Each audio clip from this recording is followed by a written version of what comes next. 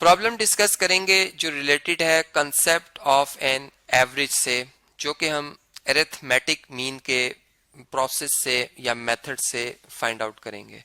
Average basically जो है ऐसी न्यूमेरिकल वैल्यू को कहा जाता है जो डाटा की तमाम वैल्यूज के क्लोज्ड होता है। ठीक है, जैसे इस प्रॉब्लम में देखें तो इसमें एक स्टूडेंट के स्कोर्स 8 पेपर्स में बताए गए हैं कि एक में उसने 58 लिए मार्क्स, इसी तरह 72 हैं, 65 हैं, 85 हैं, 94 हैं, 78 हैं, 87 हैं और 85 हैं।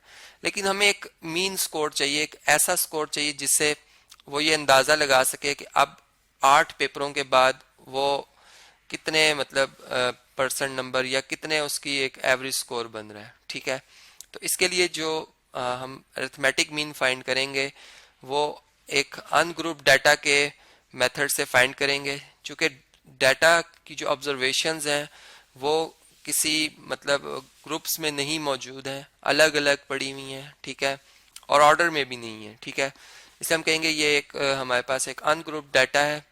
अब इसमें एक जो फार्मूला हम यूज करते हैं, सिग्मा एक सिंबल है, ग्रीक सिंबल है, जिसका मतलब होता है सम करना, यानी समेशन करना इनका, इन ऑब्जर्वेशंस का जो कि एक्स से रिप्रेजेंट हो रही हैं। क्योंकि एक्स एक वेरिएबल है जो कि किसी वक्त में इसकी वैल्यू 58 होगी, किसी टाइम 72, फिर 65, इस तरह इसकी सो ऑन डिफरेंट वैल्यूज आएंगी।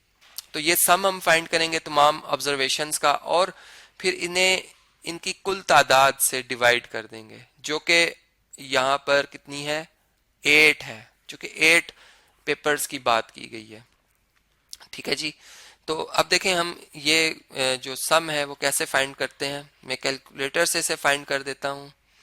देखें, हम इन ऑब्जर्वेशंस को कैलकुलेटर पे सम इनका देखते हैं। पहले 58 लिखेंगे हम, फिर प्लस 72, फिर प्लस 65, प्लस 85, फिर प्लस 94, फिर प्लस 78, फिर प्लस 87 और लास्ट में 85।